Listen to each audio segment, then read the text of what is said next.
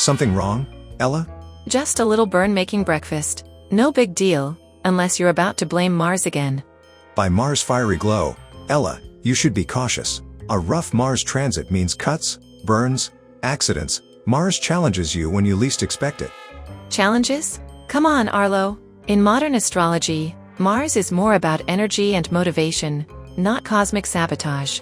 Energy, yes, but in traditional astrology, Mars isn't your personal trainer. He's the planet of conflict, separation, and hard lessons. Where Mars touches, he tests.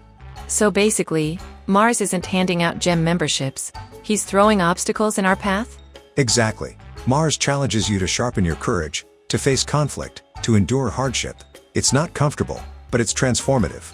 Sounds like you're describing a villain arc, not a growth journey. Sometimes growth comes wrapped in armor. Ella, let's dive in and discover exactly where Mars challenges you, birth chart and all.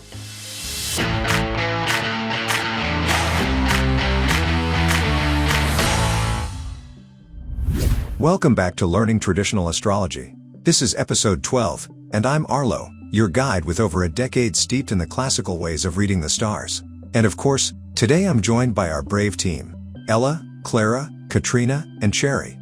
Thanks, Arlo. I'm Ella, bringing a modern astrology background into this ancient battlefield. I'm still not convinced Mars needs to be treated like the villain of the zodiac, but I'm ready to hear your case. I'm Clara. I've been diving into the old texts, and from what I've seen, Mars does seem to be more about hardship and necessary trials rather than simple ambition. I'm Katrina. I'm still piecing it all together, but it's clear Mars isn't just about personal drive. There's real danger and real transformation hidden in its challenges. Hello everyone. I'm Cherry, your tireless astrology assistant. Loaded with centuries of astrological wisdom, I'm standing by to pull up sources, definitions, and ancient texts at lightning speed. And we'll need you today, Cherry, because today's topic isn't just about where Mars energizes you, it's about where Mars challenges you, where the fires burn, the battles rage, and true strength is forged. By the blazing constellations, let's talk about the red warrior of the skies, Mars, the lesser Malefic. But before we dive into the heat of his significations, let's go back to the structure of the cosmos. Clara, remind us where Mars stands in Ptolemy's model. Certainly, in the classical model, Mars orbits close to the Sun, so it absorbs a great deal of heat. That makes it extremely hot and dry, what ancient astrologers called choleric. Abu Masha even called it fiery, hot, dry, and bitter in taste. Imagine scorched earth and searing intensity. Hot and dry, yes. But that doesn't automatically make Mars malefic. In modern astrology, we'd say that's just drive and initiative. Energy directed toward a goal. Ah, Ella, ever the diplomat. But this isn't just motivation we're talking about. It's wildfire. Mars is called malefic for a reason. It cuts, burns, severs, and scorches. It doesn't gently motivate, it forces action through crisis. I'm just saying, labeling it bad feels reductive. What about Mars as the planet of courage, athleticism, or healthy competition? Aren't those worthy traits too? That's fair, but in ancient cultures, Mars wasn't just fiery, it was feared. In Babylon, Mars was linked to Nergal, god of plague and death. Not exactly a gym coach. Exactly. Nergal wasn't handing out gold medals, he brought ruin. The Greeks named Mars after Ares for a reason. It's about destruction, conflict, bloodshed, not polite ambition.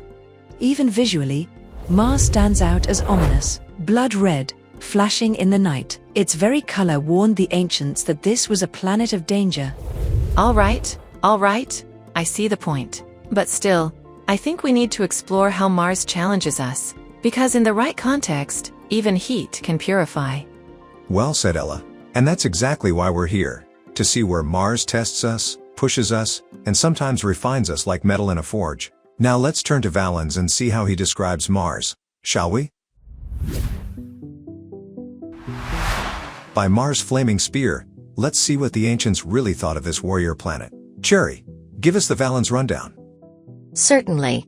According to Vedius Valens, Mars signifies force, wars, plunderings, screams, violence, whoring, loss of property, exile, alienation from parents, love affairs, verbal abuse, lawsuits, lies, banditry, bloodshed, ulcers, burns, boils, false oaths, leadership, hunting, weak vision, strokes, and craft work involving fire or iron. That's quite the resume. So basically, Mars is a walking disaster zone? I feel like Valens needed a hug. Ha! Or a helmet. But yes, Mars is no gentle breeze. It's a furnace, dangerous, but also necessary. Fire cooks, iron forges. Mars challenges us, yes, but through trial, it builds strength. It's worth remembering how central war was in the ancient world. Mars didn't just destroy, he protected. Even the Roman Mars was tied to agriculture and defense. Tools for farming came from the same metals used in weapons. And maybe a strong Mars represents more than violence. What if it shows the capacity to fight for something just, like survival, independence, or even moral reform?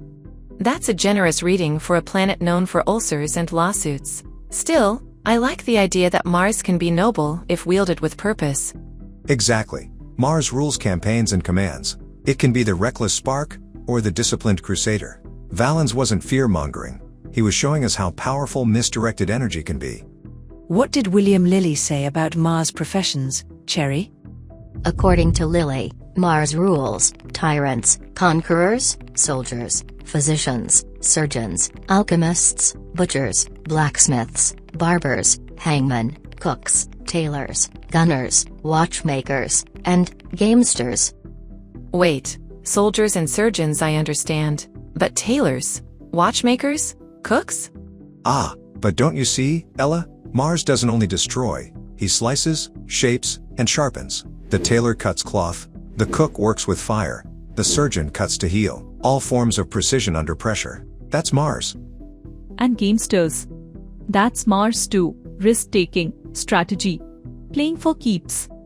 All right, I'm warming up to him. Mars might not be safe, but he's certainly not boring.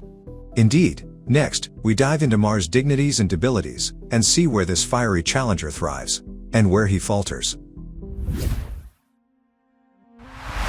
By the spear of Aries, let's talk about where Mars thrives and where he falters. Clara, walk us through Mars' strongholds.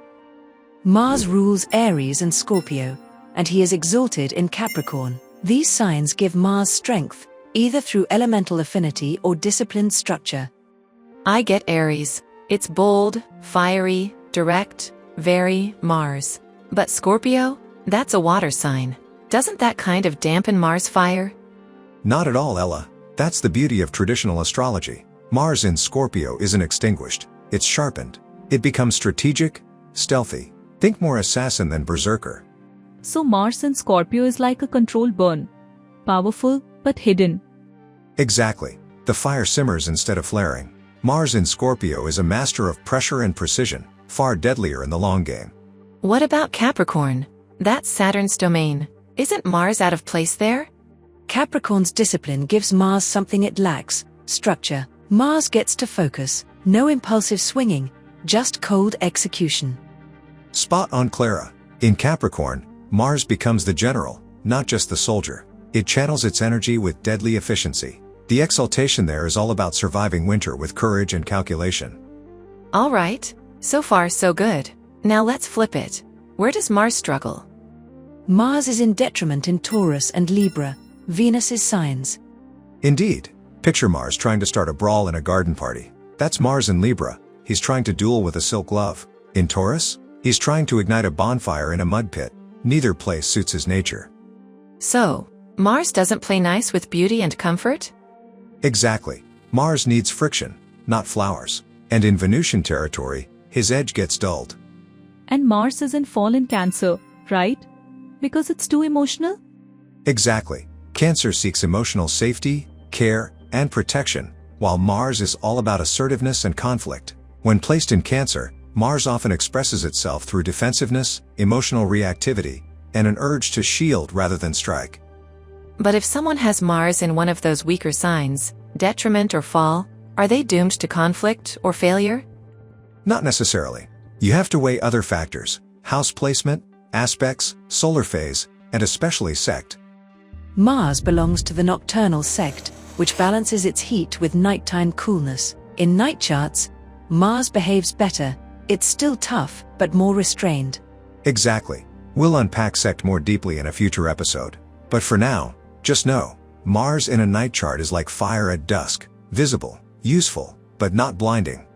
Okay, that's actually fascinating. I'm starting to see how traditional astrology shapes a planet's entire personality based on context.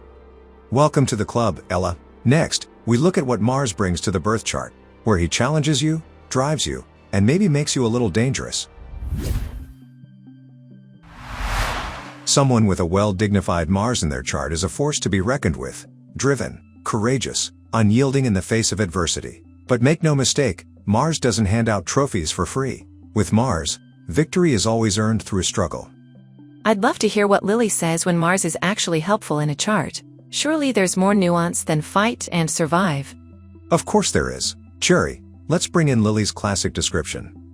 Lily writes, in feats of war and courage, invincible, scorning any should exceed him. Bold, confident, valiant. Lovers of war and things pertaining thereunto. Willingly will obey nobody. One that fights all things in comparison of victory, yet of prudent behavior in his own affairs. That's intense. It's all glory and grit, nothing about compromise or teamwork. Not exactly Libra-friendly. By Mars Burning Blade. Ella, Mars doesn't do compromise, it does conquest. But conquest isn't just war. It's mastering your fears, breaking barriers, defending what's sacred. Does Mars always reflect the native's personality in a chart? Not always. It depends on how personally involved Mars is, like ruling the ascendant or sitting in an angular house. If not, it often points to other key figures in their life, like a parent, sibling, or even an opponent. So Mars could show up as the person who hurts you, or the person who protects you? Exactly. Mars can be both sword and shield. That's why its condition matters so much. I get that. A strong Mars brings energy and drive, but let's not forget you called it a malefic. What happens when Mars isn't in great shape? Lily says, then he is a prattler without modesty or honesty. A lover of slaughter and quarrels. A traitor. Obscene. Rash. Treacherous. Furious, violent. Yikes. Sounds like every villain in a Shakespearean tragedy rolled into one. Exactly, Ella. When Mars is afflicted, it turns noble battle into reckless destruction. A poorly placed Mars doesn't lead. It attacks. It doesn't protect. It controls. Besides behavior, can it indicate physical harm too? Absolutely. Injuries, burns, accidents, separations, especially if Mars is angular or ruling a key house. It's the cosmic reminder that strength without discipline is danger. So Mars needs a leash? Mars needs a mission. Give it purpose, and it builds empires. Leave it wild, and it raises them. Can you walk us through a practical example? Gladly. Mars in Sagittarius in the 9th house. What do you think that looks like? Adventurous, definitely. Maybe someone who takes bold action for their beliefs, travel, philosophy, or religion. Could be a crusader, passionate, maybe even fiery in how they spread their ideas. Sounds like someone who turns faith into action. Who is it? Billy Graham. His Mars drove his firebrand evangelism across nations. His campaigns inspired millions to convert. That's Mars, the crusader, not just the soldier. Wow. Now that makes Mars feel noble. Can we do one more? Mars in Scorpio in the 11th house. Katrina, this one's yours. Mars in rulership, in the house of groups and organizations. It could suggest powerful alliances, strategic collaborations, or deep work behind the scenes. Very good. That's Marie Curie. Mars gave her relentless will, Scorpio's precision, 11th house networks. Her discoveries in radioactivity, Martian intensity meets scientific discipline. That's fascinating. Mars pushed her into pioneering territory, but I bet it wasn't without hardship. Exactly. Mars rewards struggle. Curie's Mars wasn't just in rulership, it came with cuts, trials, even rejection from the Academy of Sciences. But also, 2 Nobel Prizes. So Mars really is a double-edged sword, even when dignified. Yes, Mars divides to conquer, burns to purify, cuts to cure. Without it, we wouldn't break through limits. We'd just linger. Powerful examples. Thanks, Arlo. Next, we look at other significations of Mars: the body, metal, days, and temperament. Let's keep forging ahead. Alright Arlo, you've sold me on Mars being powerful, but what about the body? What parts does Mars actually rule? By the blazing constellations, Mars rules the head and the genitals, Aries and Scorpio territory. One drives forward, the other governs instinct, both linked to survival. And in ancient medicine, Mars was associated with the choleric humor, hot and dry, like fire. That's why Valens also connects Mars to garlic, wine, and beans, foods with heat, bite, and volatility. Mars really is about spice and intensity, but isn't that a bit simplistic? Garlic and aggression? Ah, Ella, but that's the point. Garlic burns, purifies, heals, and sometimes offends. Mars is the same. It cuts both ways. Then Mars is also about thresholds, what pushes us too far, or what breaks through. Exactly, Katrina. Mars isn't only damage, it's the will to act, the courage to face discomfort. Alright, philosopher warriors. What metal does Mars rule again? Iron. Correct. Iron, the foundation of weapons and tools. Whether it's a sword, a shovel, or a scalpel, iron changes the world through force. And the greater years for Mars are 66, right? Another number used in longevity calculations. Yes, Mars governs that stretch of fiery middle-aged strength. And don't forget the weekday. Tuesday. Boom! Tuesday, the day of action, risk, and bold moves. You all are on fire today. Well, we've had Mars breathing down our necks for 30 minutes. Something's bound to ignite. Alright Ella, can you wrap it all up for us? Gladly. Mars is the lesser malefic, excessively hot and dry, associated with the choleric temperament. It governs boldness, battle, aggression, and force. Professionally, it rules soldiers, surgeons, alchemists, tailors, cooks, and others who cut or fight to shape the world. Well dignified, Mars brings courage, independence, and strength. Ill dignified, it brings rashness, violence, and destruction. It rules over the metal iron, the day Tuesday, and has greater years of 66. By Mars's iron will, that was superb. If you've enjoyed this breakdown, drop your Mars sign in the comments. We'd love to share insights. And of course, don't forget to like, subscribe, and ring that bell. We've got more cosmic conflicts to explore. And more diplomacy to apply. Until next time, don't go charging into battle without checking your chart. Bye. Transmission complete. See you next time.